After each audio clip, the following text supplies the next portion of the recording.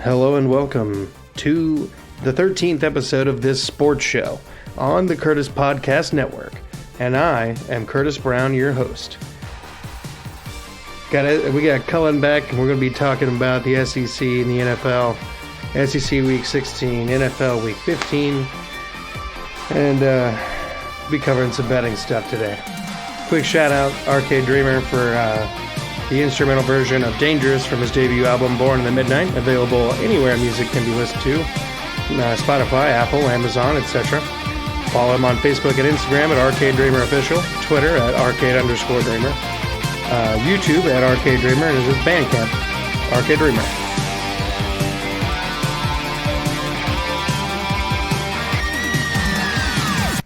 Colin, glad to have you back in this dudes, my dudes. Yes, sir. It's always good to be here. Glad to be a part of it. Rolling on, being strong. How was your week? And, I'm not just asking about your football week, but did you have a good week this week? Yeah, I did have a good week. Working a lot, and some people can't do that. So, Yeah. that's a good thing. Always, I'm trying to stay busy right now. Yes, sir. Definitely a hard part. So as I mentioned in the intro, we're going to be covering SEC action in Week 16. We have 4 games. One has been postponed again, if not outright canceled. But let's see. Last week in the SEC, I went 4-1 win-loss, and the over-unders I guessed 1 out of 5 correctly. So a 1-4 record this week. Colin, what about you? I also went 4-1 in the win-loss category. On the over-unders, on the other hand, I went 3-2. So we're slightly better. And again, we don't keep track of our college scores. But, yeah, that'll be a season 2 kind of deal. So, yeah. Next college season, we got y'all on our statistics. And, way better. And something we're going to do that's a little different than everybody else's. We're not going to throw away our final tallies. We're going to continue to add these up for as long as the show is on. For as long as we're doing this show. Yeah, we'll do individual seasons as one thing, and then we'll just add that to our total, in which at the end of the year, we'll see how we did for that season. Also added to the previous season. Bada bing, bada boom. We got stats. Let's get it. Let's go. So diving on in here to Week 16 in the SEC, the final week of the season. I guess it's not the final week with another game being postponed. But if it's canceled, then it's canceled. Let's dive in here to the 2:30 games. We have Missouri traveling to Mississippi State. Missouri is a 1.5 point favorite. The money line here, Missouri minus 125. Mississippi State plus 105. The over-under 49.5. Colin, how you feeling? I gotta say that I like. This should be a good game. To be completely honest. Neither team is actually good, in my opinion. Missouri's had some luck this year, and things just kind of tend to go their way when they need it to. But it's not like they're doing spectacular things on the field on a play-to-play basis.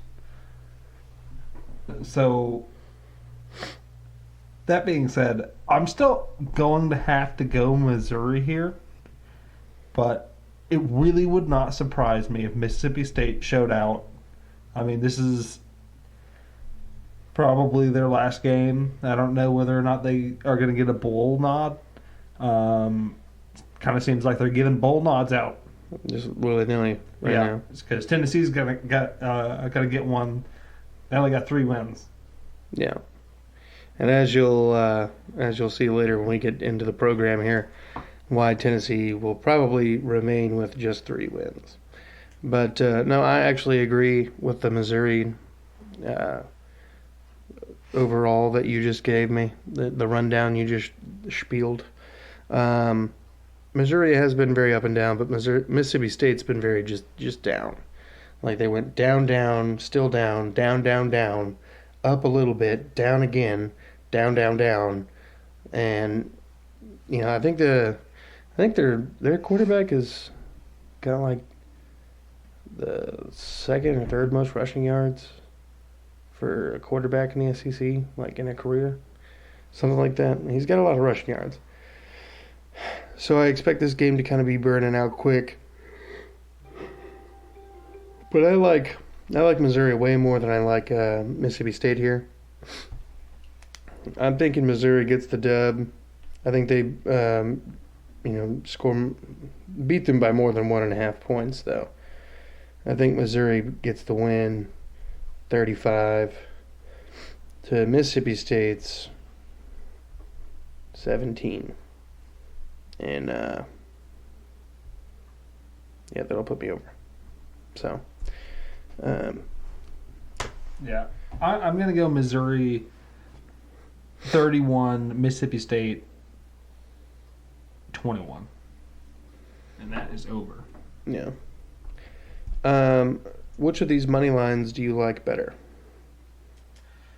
Well, I mean, I think Missouri's going to win. But based off of the money lines alone, you almost think that Vegas is Calling this as a pretty close one, huh? I almost think that Vegas is trying to get you to put money on Mississippi State, or not to put money on, to put money on Missouri, just because 125 odds and 1.5 points with really how differently the two team seasons have gone. It's just like Vegas is almost thinking that Mississippi State might win this game. So, that's why I say that this game is kind of a scary one in terms of the SEC games this week. Yeah. So, yeah, I'm going to go Missouri. Moving on, we have Ole Miss traveling to LSU, who is favored by 1.5. The over-under is 74 points.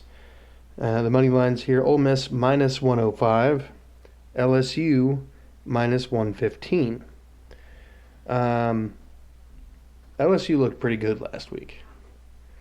They beat up, like they didn't really beat them up, but they beat a Florida team that can pretty much score at will. Yeah, they did, and that was really that blew my mind. Well, yeah, I didn't see that coming at all. No, it was one of those things that you only get once in a lifetime, where a team that is just that big of an underdog beats an outright just favorite. Yeah, I mean, it's one thing if you're negative like 400 on the money line, but when you're negative like 1,600. Yeah. And you lose, there's definitely people, and I don't have the stats for this, I don't have a guy, but there's definitely people that put money on Florida, just money line, just thinking there's no way LSU beats them. So I feel bad for those guys. Yeah. And also, last night's game, I feel bad for the people who took the 3.5 point swing in the Cowboys, in the Browns' favor. Because they were the underdogs yesterday, and that last play screwed every bet taker there was that took the Browns in that spread. So, feel sorry for y'all if y'all are one of those ones who got unfortunate enough to get just done wrong by that play. We all were. That was just visually a terrible lateral play. At one point, you can actually tell, I don't know who has the ball, but there's like a line of 6 or 7 Cleveland Browns players as whoever's got the ball is coming back around. And it's just like, all right, I saw this line of players. I was like, all right, we got a wall of players over here. We might see something. And then he laterals it, and it goes to somebody in the end zone, and he doesn't catch it or wherever, and it went out. And it was just, I didn't put any money on that, thank God, but still. But LSU is playing better as of late, and I definitely trust them in this game over Ole Miss. Ole Miss has a pretty potent offense from time to time, and they've been able to beat the teams they're supposed to beat. I think this is a team they're supposed to beat, honestly, but at least this season. But LSU is found a way. I think as the years gone on, they had so many underclassmen playing that they finally have gelled together a little bit. Yeah, I think you're right. And I think LSU is finally kind of finding their footing with these younger guys. So I'm picking LSU for the win here, and I'm going LSU 31, Ole Miss 20. I drew a 3, but that's supposed to be a 2. 27. That's under, because 74 points. Because they just imagine that everybody's just going to score all the points forever. All right. Cullen, what's your prediction? Yeah. Looks like Vegas thinks this is going to be a high-scoring game. Should be a high-scoring game, which is why I think it's going to not be a high-scoring game. I almost think that this game is like a... I mean, it's still going to be high-scoring, but not as high-scoring as they think. I think LSU wins 27-24. Okay. It's hard to refute that. I mean, that would be a decent score for this game. All right, so now those are the 2:30 games. Now, do you want to go ahead and do the Tennessee game, or do you want to do the SEC championship game? Do the Tennessee game. Okay, good. It feels right. On at 11 a.m., number 5, Texas A&M, who is favored by 14 points, travels to Knoxville to face the Tennessee Volunteers. Texas A&M has a money line of minus 600. Tennessee plus 425 with an over-under of 52. Now, this is, of course, as of Tuesday, but things will be subject to change, so keep that in mind. Cullen, I'm going to let you lead off on this one. Okay. I'm going to say first that Tennessee's not going to win this game, but I don't think that they lose by more than 14. I don't think this is a super high-scoring game. I don't think Tennessee puts a whole lot of points on the board, but I don't think Texas A&M puts a whole lot of points on the board either. Their offense is not what it was in the beginning of the year. They have struggled for the past several weeks, and unless they turn it around, which Tennessee's defense is definitely prone to allowing people to turn their seasons around on their game or just having a great game in general. I think that final score of this game is 24-13. And also, I think that the rotation at quarterback right now is actually what we need. Not one specific quarterback. If Maurer can run, like, if he can be the Taysom Hill of our offense, except for not play all the other positions, or I guess I should say the Jalen Hurts. Yeah, that's a pretty good comparison. It's better than Not quite as talented, but no. Yeah. Bad comparison, but at the same time you get the point. So that is what I think we should do, and that's why I say we get 13 points, because I think freaking JG's in the game. I don't think we score more than 3. Yeah. So I'm gonna go 24-13. I have slightly more optimism than you about this game. I think Tennessee's going to score 17 points, and A&M wins by 7. Tennessee thus beating the spread here. From what I understand, Tennessee's had quite a few players out with COVID, and they're playing with backups and all this stuff.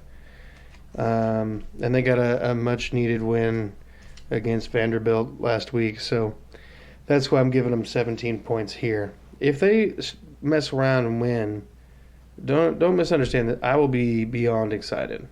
I am a huge diehard fan here, but Jesus Christ, I just hope. I hope that they don't try to mess around and blow the lid off Tennessee early, and Tennessee just never recovers and is able to stop them, because I could also see that happening. I like Harrison Bailey a lot, and I like Maurer. I do like the rotation, but I wish that they would lean on one or the other just slightly more. I don't know which. Harrison Bailey has drives where he does an incomplete a pass and drives all the way the length of the field for a touchdown. And then Maurer can run for 27 yards on his own. So, I mean, moving on now, we've got the SEC Championship. Number 1, Alabama, who is favored by 13.5 points. Money line minus 700. Traveling to Florida. Well, I guess it's probably not in Florida. It's in Georgia, right? Yeah. Okay, so Florida's the home team, I guess, is the general thesis here. Traveling to number 6, Florida, for an SEC championship game in Atlanta, Georgia. The over-under here, 73 points. And Florida, money line, plus 475. Cullen, what you got for us? Sorry, their number is 7. Cullen, what you got? Yeah, this is easy. Alabama's going to win the game. There's no way that Florida wins the game. Florida might almost keep it close for a half. Alabama's going to win this game 42-14. Damn. I wasn't thinking it was going to be like that. I was thinking it's going to be a lot more of a shootout, but I think Alabama will have a decisive lead when Florida decides to put up some points. I like the final score to be actually an over, and I'm thinking Alabama puts up 48 to Florida's 38, and that puts us over, because I think that both teams here can put up some points. Both defenses are very vulnerable. I think there's definitely a chance here for some fireworks in the SEC championship. All right, which brings us now to the NFL Week 15. How do you say Alabama's defense is vulnerable? They're vulnerable. All right. Ole Miss is the only thing. Hold on. So since Week 5, they shut out Mississippi State, allowed 3 points to Kentucky, 13 points to Auburn, 17 points to LSU, right? 3 points to Arkansas. Yes. What is your point? Would you consider any of those teams that they've played since Week 5? Is that what you said, Week 5? Yeah. Okay. Any of those teams, would you consider them top-tier SEC teams? No. They allowed 24 to Georgia. Okay, yeah. And what has Georgia's offense been this year?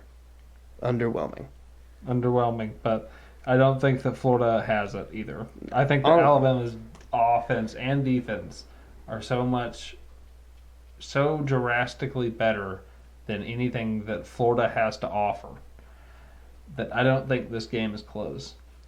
I think the only game that could be close is if Alabama plays Clemson and it's 50-50 something game. I'm not saying that this game is going to be close. I still think Alabama's going to win by double digits. My whole thing is Florida's going to score late points to make it look closer than it was. I think Nick Saban's going to be like, I'm proving a point that we're Alabama and roll blank blank Tide. Interesting. That's what he's doing. Look, I just don't think that they've played a top flight caliber offense in a while, and in the times that they've had played some decent offenses, they've allowed a fair amount of points. Yes. Point taken. But they still won those games. They only allow 14 this week. We'll see. We'll definitely see. It doesn't look like anybody's really been able to completely stop Florida from scoring. I don't remember the score of the A&M game, but that's the one they lost before LSU last week. Anyway, NFL Week 15. We have a Thursday night game coming on at 7:20 between the Los Angeles Chargers traveling to Las Vegas to play the Raiders, who were favored by 3.5 points. The money line here, Raiders minus 185, Chargers plus 165, over under 53. Okay, so 2 weeks ago, the Chargers get absolutely destroyed. Oh, yeah. My bad. Got to tell everybody the things. So before we dive into the Chargers thing, last week I went 7-9 in the win-loss predictions, and on the over-unders I went 6-9. You will notice that there are different totals because at the time of our recording we didn't have certain things.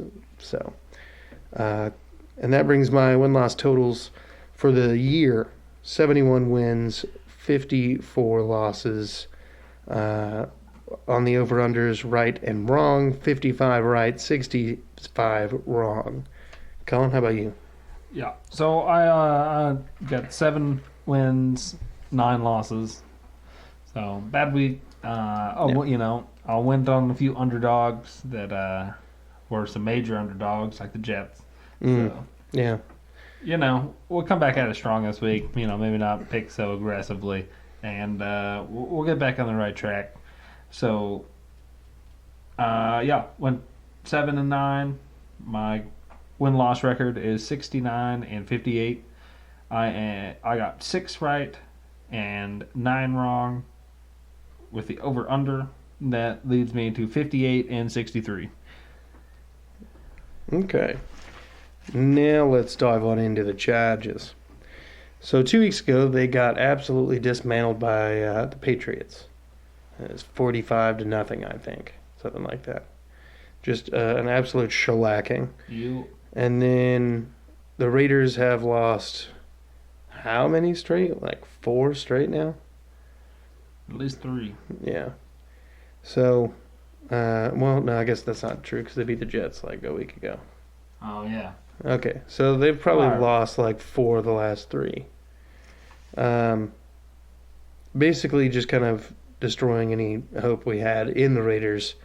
I don't really know who I like in this game. I trust the Raiders a little bit more, but I think Herbert has a pretty solid game and makes this close, which is, I kind of like the spread here. So I'm going Raiders 34, Chargers 31. And that'll put me over. Colin, what about you on Thursday night? So I'm going to have to go for the Raiders to completely go off. Yeah? Yep. We're going to have to say go Raiders, and the Raiders win this game, completely dismantling the Chargers. I don't think Justin Herbert really has a good game. Don't think he gets off the ground very well, and that's saying a lot because the Raiders' defense, man, they've struggled, which makes me think that this week they're going to do well against a struggling offense. Just because they pretty much have to at this point to get in the playoffs with how the AFC picture is looking. So I'm going to have to go Raiders 38, Chargers 17. It's a good score there. Which brings us now to our first little nugget of fantasy. First, I didn't make the playoffs. I had a lot of injuries happen early in my season, which cost me a lot of what would have been cheap wins, basically. Um, and somehow managed to bring my team from the brinks of completely being obscure and useless to finishing just outside of playoff contention, or playoff, uh, just outside of the playoffs. One game back. Cullen, what's up with yours? Well, I made the playoffs. I then lost in the playoffs. So it was an unfortunate week. Josh Jacobs was iffy. Game time decision with him, so I didn't really feel comfortable starting him. So didn't have him. Clyde Edwards-Helaire, DeAndre Swift. I mean, nobody just really had great games.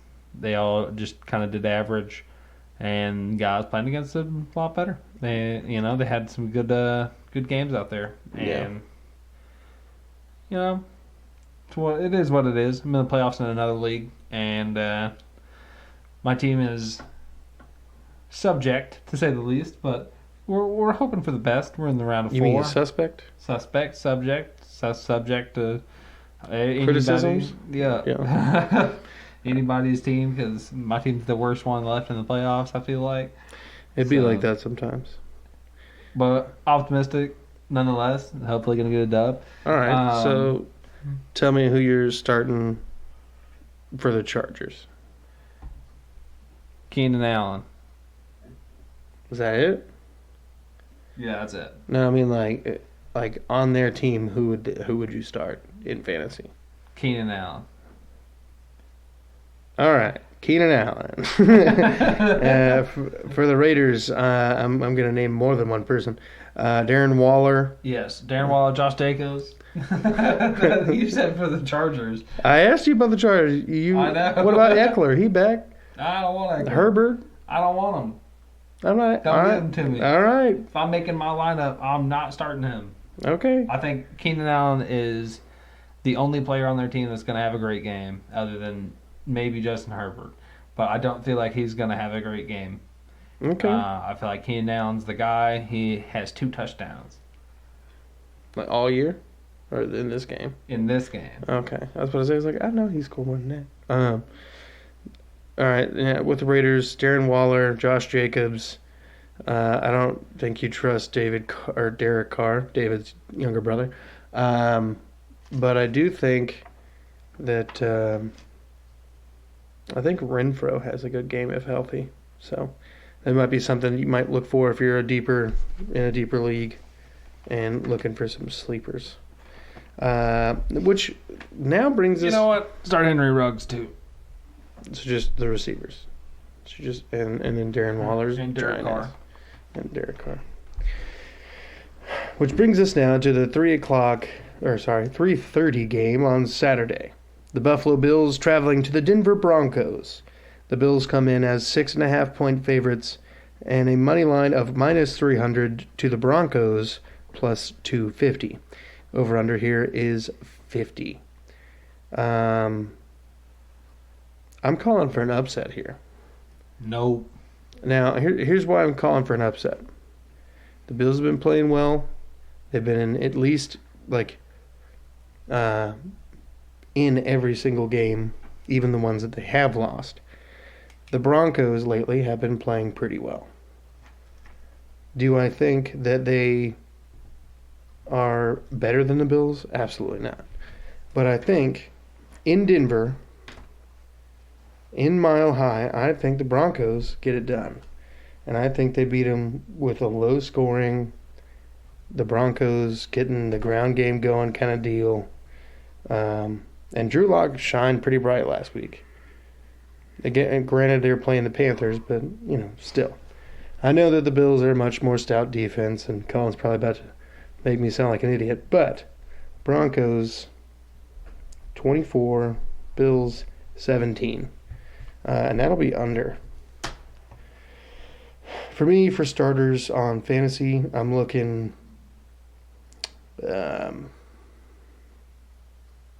Singletary for the Bills. John Brown. if he's playing. It's true. Gabriel Davis, I think is his name, and Stephon Diggs have been playing pretty lights out lately. Well, for the Broncos, Stephon Diggs for sure. Gotta play him. for the Broncos, um, Okay, yeah, not John Brown. My bad. I like what's his name, KJ Hamler. Yeah, go KJ, Tim Patrick, maybe, but Yeah, honestly, I feel like the Broncos don't get anything going, and I feel like they don't score a whole lot of points. So honestly, I would stay away from any Broncos players this week. Cole Beasley. oh yeah, I forgot about Cole Beasley. I just feel like the receivers alone that the Bills have are too much of threats with Josh Allen's talent and skill, and just seems like the dude is just cool no matter what. Like he doesn't throw hissy fits. He's not a Phillip Rivers. He just, if he makes a bad play, he's just like, damn. Well, trying to get back at it. Gonna slap the knee and then it's gonna get it, Skipper. Let's get it. Go get it. So I can't see a way that the Bills lose this game. I could see a way where the Broncos keep it close and it's a really close game, but I don't feel like that's going to be the case either. I feel like the Bills win in a pretty easy game here for them, and the Bills win 27-10. Interesting. The Broncos defense has been playing a lot better lately, and I think people are sleeping on them because they don't have a sterling offense. Moving on, we have the Carolina Panthers traveling to Green Bay to play the Packers, who are an 8.5-point favorite. The money line here, Packers minus 417, and the Panthers plus 340. This is a 7:15 kickoff, and a 51.5 point over under. Cullen, to me, this is a game where the Packers basically just don't have to give them the game. I don't think the Panthers have what it takes to compete for a full 60 minutes against the Packers. The Packers have shown signs of cracks and stuff, just like all the teams have this year, but I think the Packers get this done pretty handedly. I like the Packers to put up 38 to the Panthers 13. I think the Packers defense is kind of clicking a little bit and playing better in spots. So I think that will continue. And that'll actually just barely be under by 0.5 point. So, go on. All right, well, I guess my fantasy players here, Aaron Rodgers, Devontae Adams, Aaron Jones, Robbie Anderson. Robbie Anderson. I would go Curtis Samuel. He's been getting a lot of touches on the ground game too, as well as if CMC's out, Mike Davis is always good for some catches. And really, out of the receiving core here, I would like to think that Curtis Samuel has the best game out of the receiving core. Because I think the Jair Alexander is going to end up being on Robbie Anderson, and I think that leaves Curtis Samuel to have a good game. So I would go Curtis Samuel for sure this week. But yeah, all the Packers players you said, and then I'd also add Robert Tonyan into that. I was trying to remember his name. Yeah, but I'm gonna go Packers 38, Panthers 27. Okay. And that'll wrap it up for the Saturday games.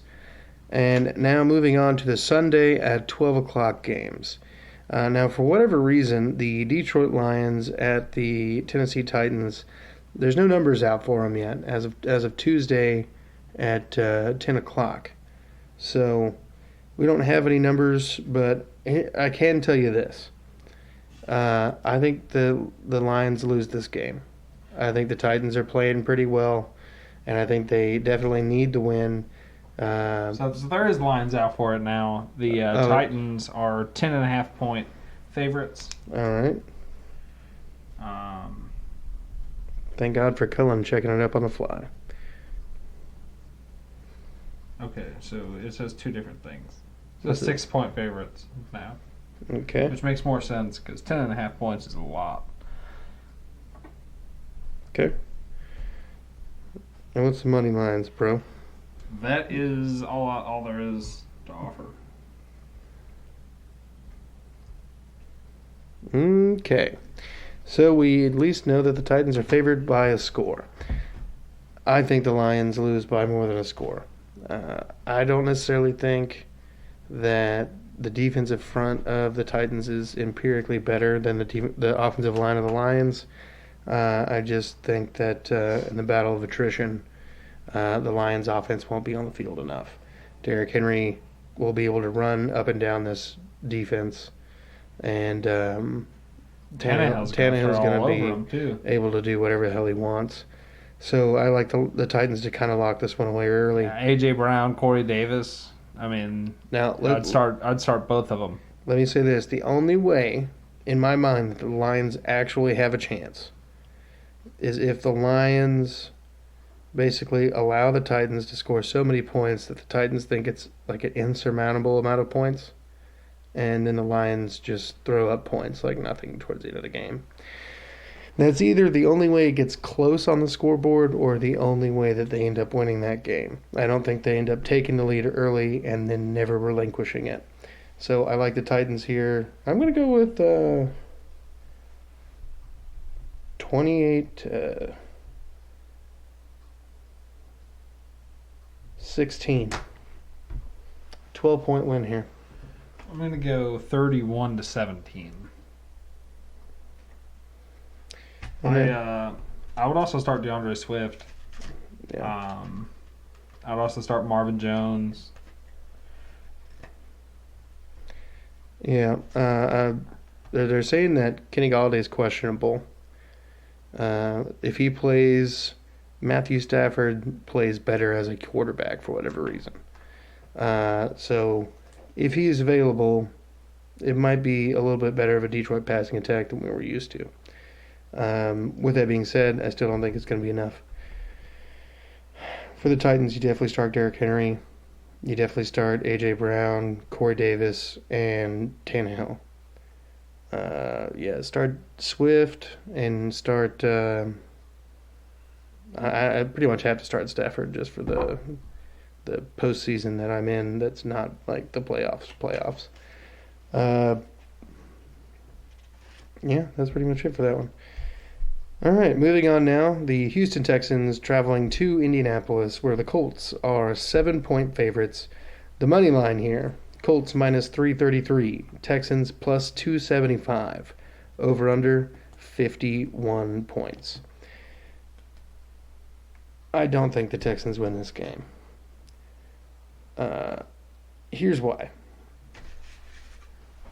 The Texans are playing with so many backups, it is actually hard to imagine.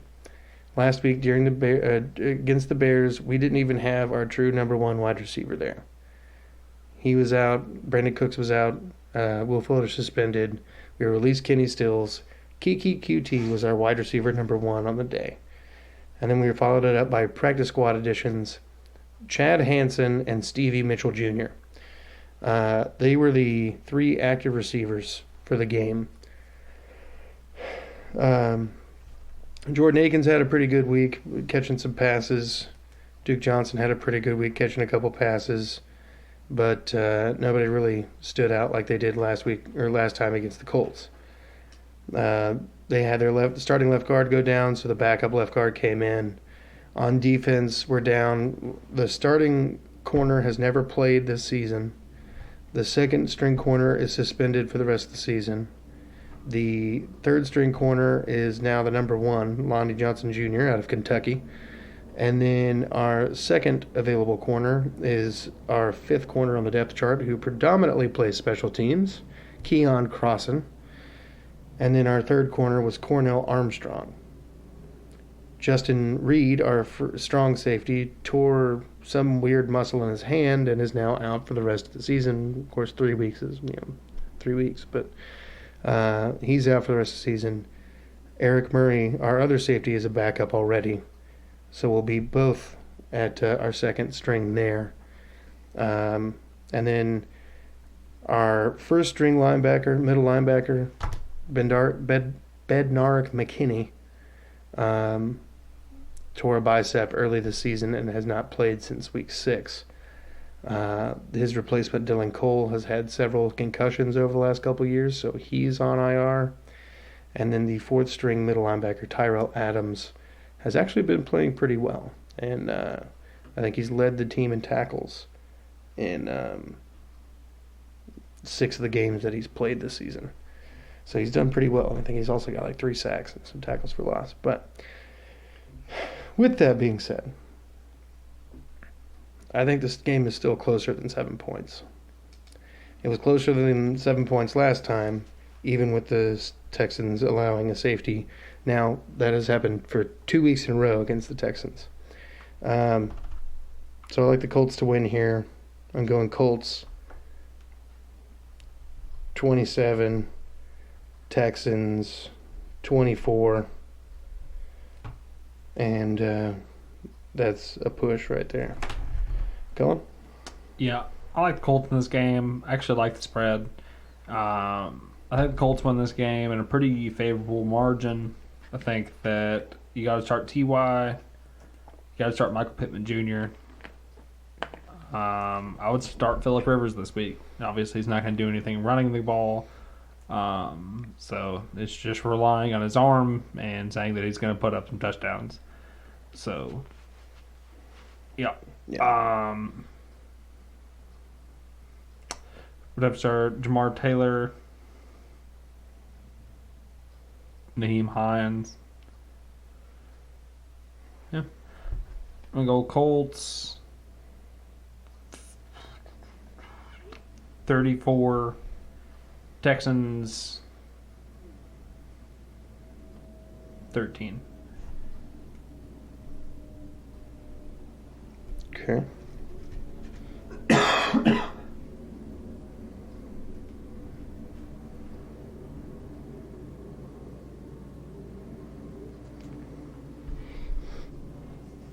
All right.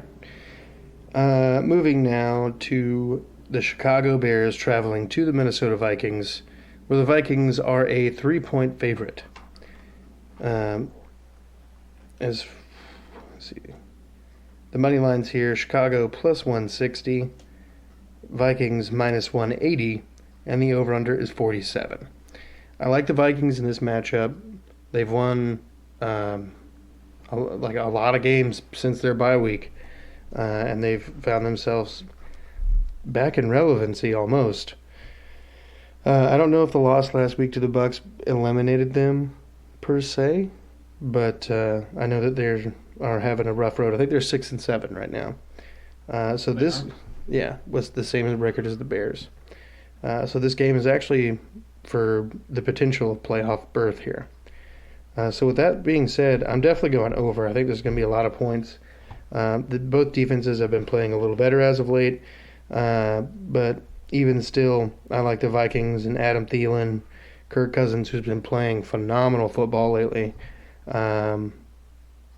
Of course, he's starting Dalvin Cook. No, they're not out of the playoff race. Then, right now, the Packers are locked. The Saints are locked. They're both 10-3. The Rams are 9-4, and then after that, you've got Washington, who would be the 4 seed right now. They're 6-7. Yeah. And then you have the wild cards. So you got Seattle at 9-4. Behind the Rams, you got Tampa Bay, who's behind the Saints. They're 8-5. Arizona 7-6. Minnesota 6-7. Chicago 6-7. Yeah. And Chicago is the last team to be in relevancy. Yeah. Okay, so I mean they're both battling here to stay alive in this season, but I think the Vikings have more of a complete team, and I think that gets them over the finish line here in a 31-20 victory. You're starting Cousins, you're starting Thielen, you're starting Jefferson, you're starting Dalvin Cook for the Vikings. Stay away from the tight ends. They don't get enough volume to be trusted regularly. With the Bears, Jimmy Graham, Allen Robinson, and maybe Montgomery. Colin, what about you? Yeah, I like everybody you said. You did say Justin Jefferson, yeah. Mm-hmm. Yeah. So I like everybody you said. I'm going to have to go Vikings 27, Bears 24. I think this is definitely a good game. I really think that the Vikings would only win by 3 if they do win. So, yeah. Which leads us now into the Tampa Bay Buccaneers, who come into Atlanta as 6-point favorites. The Falcons have a plus 220 money line, and the Bucks have a minus 260 money line. The over-under here, 50.5 points. The Bucks look pretty good in parts against the Vikings, but they do that every now and then. That's the thing. Like, they're very up and down. That's why they find themselves at 8-5. Meanwhile, the Falcons have been playing semi-inspired football lately and trying to win for their now interim coach, Raheem Morris. I like the Bucks here. Cullen, do you like the Bucks here? I like the Falcons here. You like the Falcons. Why do you like the Falcons?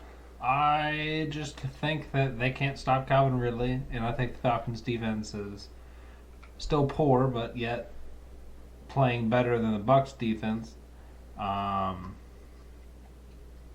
So yeah, I don't think that Bruce Arians is gonna be able to stop Matt Ryan in this high-powered Falcons offense with Calvin Ridley, especially if Julio Jones does indeed play this week. Missed last week, looking to play this week, not really sure. So see how that goes. That would bring even more confidence to why I picked the Falcons. But I do believe the Falcons get this victory in a 31-27 game. I like the Bucks here, and I like the Bucks because this is not a primetime game. Typically, when they play primetime games or even afternoon slots, they just don't perform as well. So I like the Bucks here, and you're gonna call me crazy for that reason, but I think the Bucks are gonna win 27 to. I'm trying to think of it. 21. There we go, and that'll go under. Yeah, if I'm starting anybody, I'm looking at any of the receivers for the Bucks: Mike Evans, Antonio Brown, and Chris Godwin, if they are all available. And then for the Falcons, Calvin Ridley. Is Gurley back or no? No, he's not. Okay. If Gurley's not back, then that might change things a little bit. But their running game has been pretty good this year, even with Gurley out of the lineup for the last couple weeks. I just know that the Buccaneers don't allow much of a run game to most of their opponents here. So, it wouldn't surprise me if the Falcons scored way less than 21 points, but we'll see. Moving on now to the 49ers traveling to Dallas to play the Cowboys. The 49ers come in with a 3-point favorite. In the money line, 49ers minus 160, Cowboys plus 140, over under 45. This feels low. This feels pretty low for an over-under. Yeah, and I think it is under still. You still think it's under? Yup. Interesting. Why don't you lead off then? Okay. I think the Cowboys get the dub here, and I think the Cowboys win this game 21-17. I do not believe there will be a lot of offense, but I believe that the Cowboys' defense comes around makes play on these also backup players that the 49ers have and make some plays. So I think they're due for them. I think this is the game for those to happen. So that is why I'm going Cowboys. Yeah, I'm not going the Cowboys. I'm going with the favorite here. This is the same team that beat the Rams twice this season, and you think the Cowboys, with their string of backups, are going to beat them. I have them beating the Cowboys 28-20, and that goes over here. I think there's going to be a fair amount of points because the defenses on both sides have shown the propensity to be scored upon at will, but both have enough of a lid on it to not let things get too crazy if you look past the Falcons-Cowboys game there. Fantasy-wise, Cullen, who you starting in this game? I'm going to go Amari Cooper, Michael Gallup, Blake Jarwin,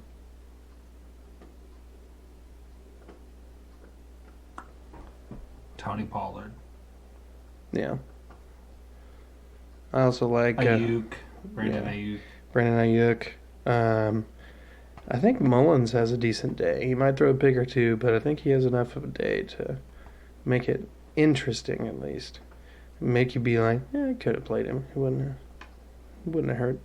And then beyond that, I don't really trust any of the other receivers there. Their tight end situation's suspect too. But when they want to, they can play inspired football, and that's why I think with the season coming to a close, the 49ers get the job done in Dallas.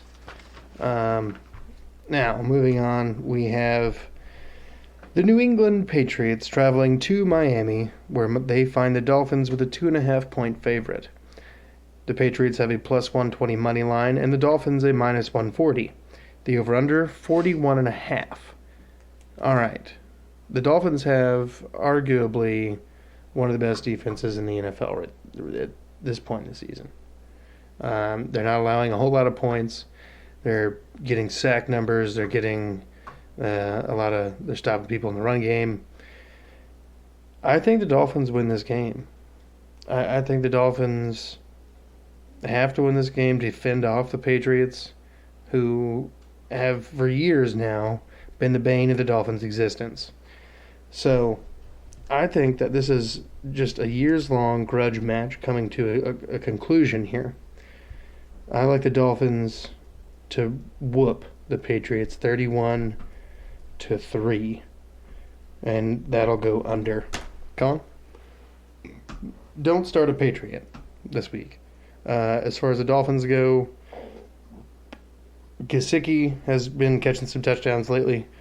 I like him. Devontae Parker, Jakeem Grant's hit or miss depending on the week. And then the running back situation, it seems like they can just throw anybody in their system and they can do pretty well. So, I mean, whoever's starting at running back this week for the Dolphins, I don't think it really matters. They're probably going to do pretty good. And by the way, I didn't even notice, but I guess Jordan Howard is not playing for the Dolphins anymore. Yeah, he's just not a Dolphin. Huh. I didn't know that. I think he's back on the Eagles, if I'm not mistaken. So that's something to just. Okay. Yeah. Well, yeah, I also like the Dolphins a lot in this game. I agree. Do not start a Patriot. But I don't think the Dolphins score as many points as you have. I think the score of this game is 17-0. Interesting. They're, second or third shutout this year? I think definitely would be second. Because I know they shut out the Jets. All right. And that leads us to Seattle visiting the Washington football team. Seattle comes in with a 6-point favorite. The money line here, Seahawks minus 250. Washington football team plus 210. The over-under, 44.5. It doesn't look as if, at least at this moment, that Antonio Gibson is trending in the right direction. He's questionable. He was doubtful to play last week, so we'll see if he plays at all this week. I know that Alex Smith got hurt last week, and he's questionable. Status is uncertain. So we need to keep an eye on who they're going to be starting at Q. If it's Dwayne Haskins, there was at times this season where he played pretty well. I don't think that this game will be super great for us to find out. I think the Seahawks will beat the Washington football team. But I think it'll be closer than 6 points. I like the Seahawks to win 24-21. And that'll go over by half a point.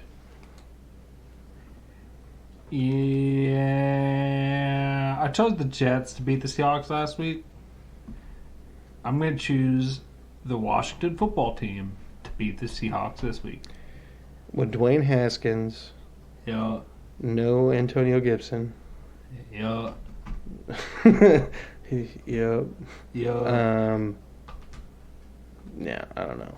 I don't know if I buy that. We'll see. Yeah. All right. So I think Washington scores 24. I think the Seahawks score 17. Okay.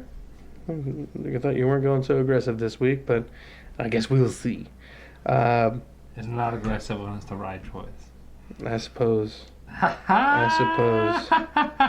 was closer with. I was closer. I was a lot closer.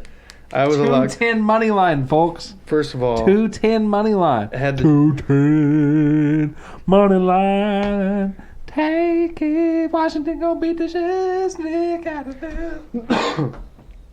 Had it not been for the Jets just basically not knowing how to play football, that last play of football against the Raiders, I would be sitting here having predicted that the Jets beat the Raiders. But you didn't.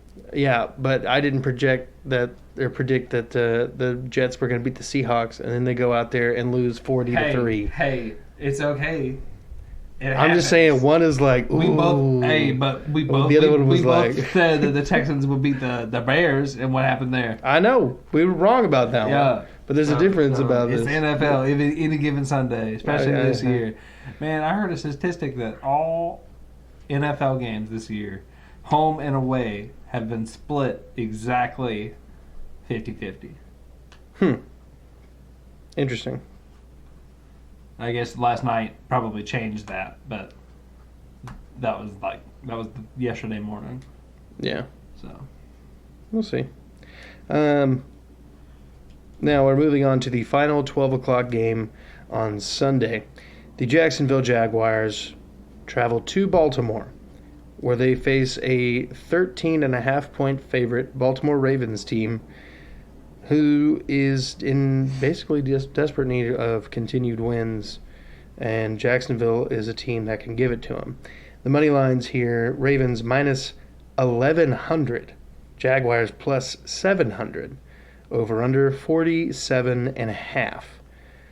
Cullen, lead the way. Yep. So what the Titans did to them last week, Ravens are going to do to them this week. Just completely annihilating. It's never going to be a close game. So Ravens win this game by a good margin. I'm going to say that for a second time, Jags lit up over 30 in a row, and I'm going to say they get 31. Jags get a healthy, like Campbell's chicken noodle soup. Possibilities. I thought it was progressive. Progresso, not progressive, but progresso. Jaguars is going to get a solid 10. Yeah, I'm going to have to echo similarly. I'm going Jaguars 13, Ravens 30. Yeah, if you're looking for starters here, Gus Edwards, you're looking at Lamar Jackson because the running game is what's saving him right now. Although he did come in late and throw a couple important touchdown passes. So, but without that, I mean, still. By the way, that 13 to 30 puts me under. Oh, man. Hate these pins. All right. Moving on now to the 3 p.m. slots. Hold it. All right. We have the New York Football Jets traveling to Los Angeles to play the Rams, who are a 17-point favorite. The Rams also have a 1,700 money line, or a minus 1,700 money line, and the Jets a plus 950. Okay, so either the Jets are going to continue to lose, or this is just one of those weird ones where eventually they're going to have to sneak a win out against somebody. Am I right, Colin? I mean, absolutely. I think the Rams find themselves in the thick of a playoff hunt, and they might overlook the Jets this week, as I think a lot of people do most weeks, especially this year. My bold prediction is the Jets win this game, and I think they're going to win 31-28.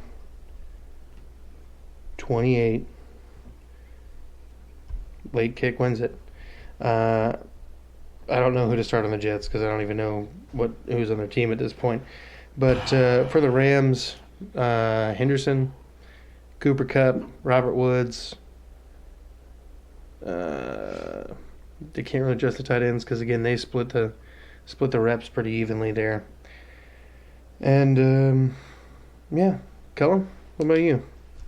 I think that the Rams whoop 'em. Rams whoop 'em. Well, that's the easy choice. Rams whoop 'em. That's the easy road. choice. That's the one I'm riding, 'cause it's the right one, baby. Ain't no way the Rams gonna lose to them, so we're going Rams. Nobody thought the baby. Rams were going to lose to the 49ers twice in the same season, but here we are. Rams, baby. I'm gonna go Rams 34, Jets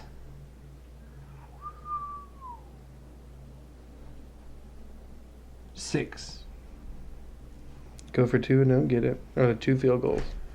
2 field goals. Okay. All right. Well, moving on now to the next 3 o'clock game. We have the Philadelphia Eagles traveling to the Arizona Cardinals in a battle of the birds. The Cardinals have a 6.5-point favorite and a money line of minus 270. The Eagles are plus 230 with an over-under of 49.5. Okay, so Jalen Hurts is playing pretty well. He didn't play amazing. To me, you're not an amazing quarterback in the NFL if you can't put up 250 yards. Well, he put up 260 yards and I think a passing touchdown. I think he was the first quarterback in NFL history to rush for 100 yards and throw a touchdown pass in his debut.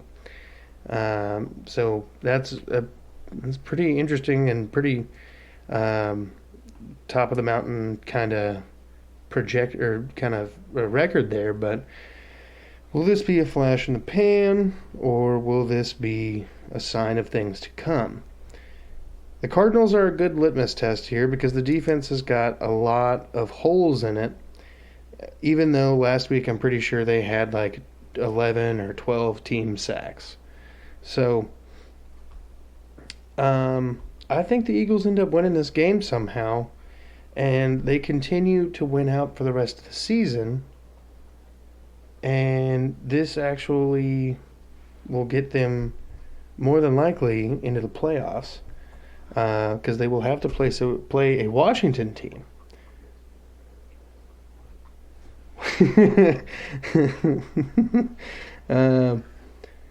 So I'm going Eagles in a semi-low scoring game here, 27-21 over the Cards. And that puts me under. Now, yeah, this is a bold prediction, but I think Jalen Hurts has not put enough tape out there for everybody to get a hold on what he's doing. And I think that Doug Peterson has enough offense at his fingertips to where he can, continue to throw more at Jalen while not, bogging down his development.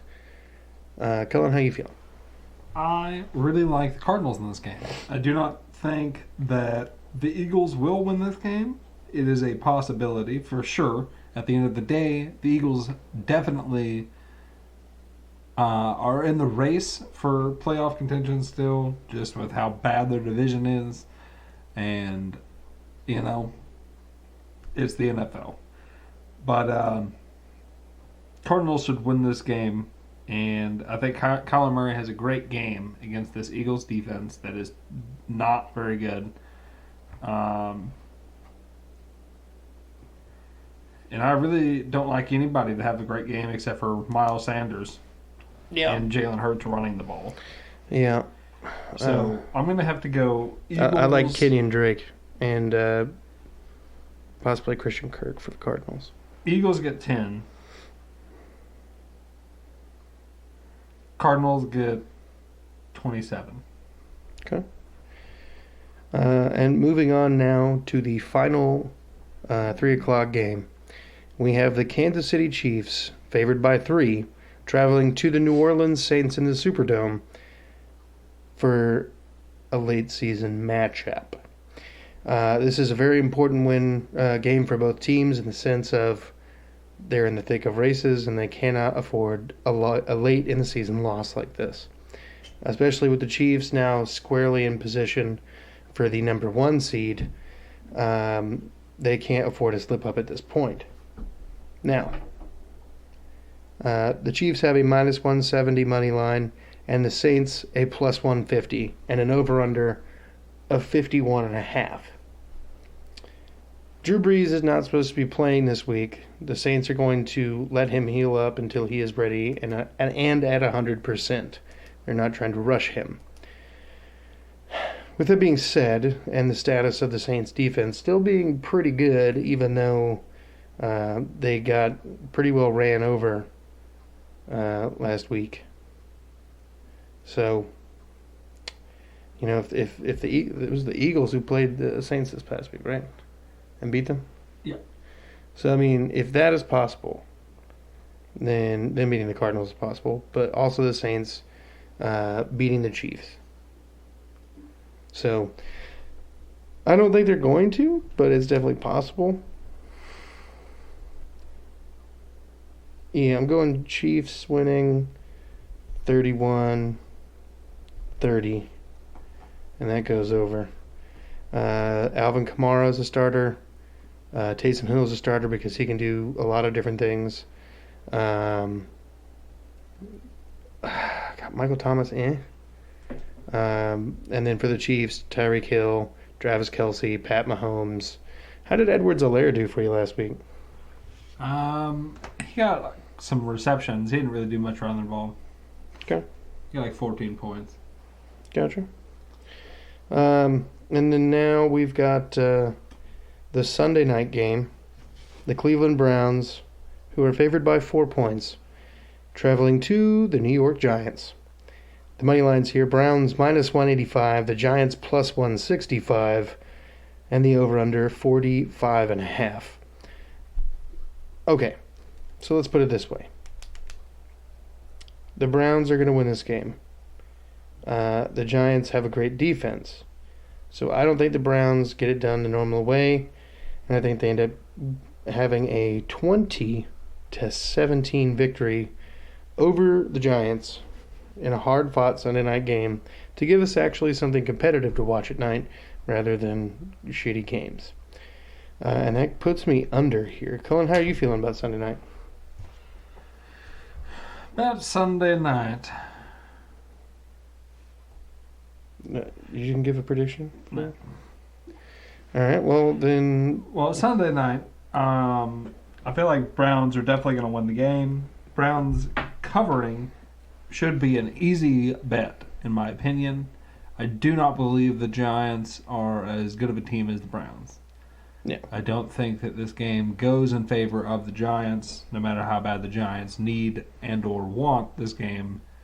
So I have to go Browns, and I have to go Browns by a decent amount, actually. I'm going to have to go Browns 27, Giants 13. Okay.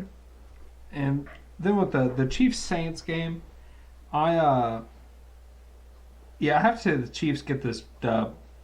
And I really don't believe this game is going to be that close. I don't think the Saints can score over like 24 points really with Taysom Hill at quarterback. They did it already. Yeah, but it's not like he's doing like no. I just don't see it.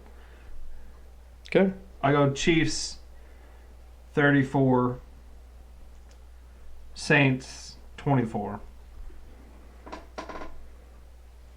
Okay. That is over.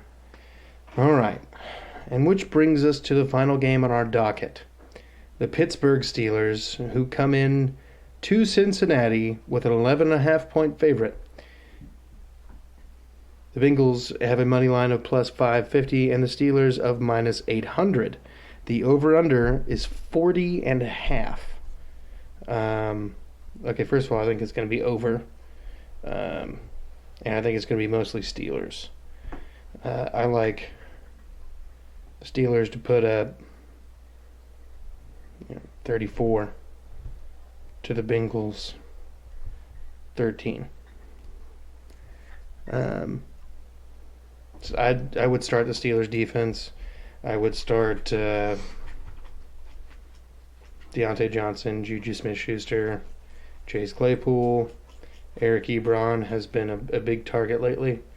For the Bengals, maybe don't. And Colin? Yeah. Steelers get this W. Bengals don't have a chance. They're terrible. Joe Burrow's out. They're even worse. So, no way Bengals get this win. Steelers definitely have shown some weaknesses on their defensive side. And Ben Roethlisberger is looking like the Ben Roethlisberger that a lot of people kind of expected in the beginning of the season, not so much now. So I'd keep an eye out for the Steelers, but they're definitely going to get this win. They know that they're a better team, so they're just going to play it safe. And I mean, there's just no way that this Bengals defense stops them. So yeah, Steelers 27, Bengals 13. Okay.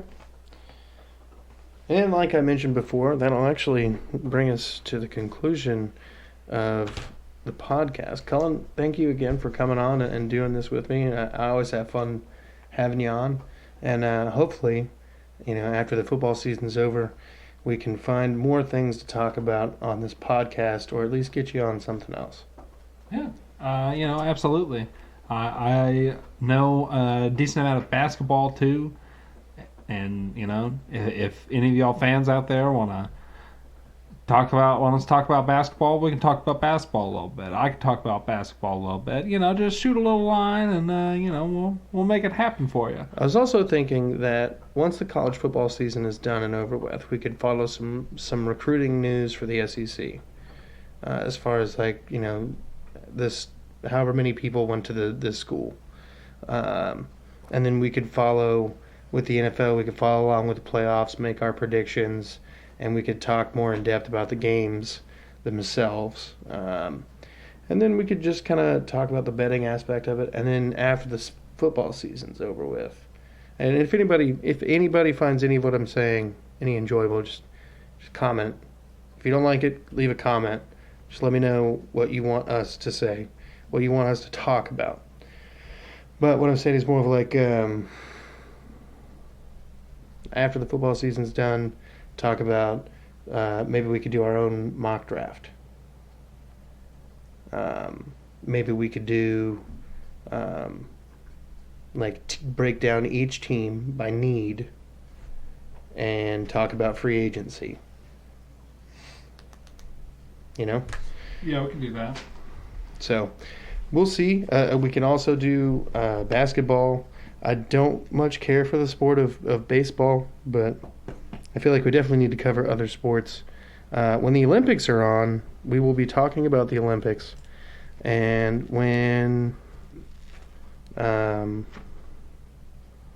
God. I'm just trying to think about other things. I don't know. But, Cullen, again, thanks for coming on. Of course, always. And you, the listener, thank you for listening to the 13th episode of this sports show. Again, not possible without all of you out there listening. So, from the bottom of my heart, thank you. I have a lot of fun doing these. And, just have a great night. We are working on currently the next installment for the Other Entertainment Show. And it's pretty fun, guys. We're trying to incorporate some improv and some sketch comedy into the show to break it up a little bit from just us kind of monotonously talking about movies and TV shows and whatnot. So, thank you for listening. Have a great night. Be good people.